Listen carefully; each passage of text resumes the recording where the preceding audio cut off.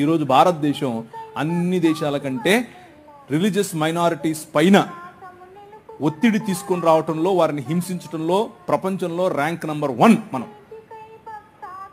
Number 1 rank మనమే. మొన్నే వచ్చింది. రిలీజియస్ మైనారిటీస్ అంటే మనమే. మనలను హింసించటంలో భారతదేశం నంబర్ 1. పాకిస్తాన్ కాదు, ఆఫ్ఘనిస్తాన్ కాదు, సోమాలియా కాదు, ఎవరు కాదు, భారతదేశం. చచ్చిపోయిన వాళ్ళను కూడా గుంత తవ్వి బయటకు తీస్తున్నారు ఛత్తీస్గఢ్లో. ఎందుకు చేస్తున్నారు తెలుసా? ఇదంతా భయం. ఏంటా భయం? వీళ్ళందరినీ మనుషులు చేస్తున్నారు, వీళ్ళందరూ సమానం అంటున్నారు. మనుష్యత్వం, మతం మనుష్యత్వం ఎదుట నిలబడలేదు. భయం దానికి. మతానికి నిజమైన మనిషిని చూస్తే భయం. నిజమైన మనుష్యులను తయారు చేసేటటువంటి దేవుని రాజ్యం, నిజమైన మనుష్యత్వాన్ని ఈ ప్రపంచం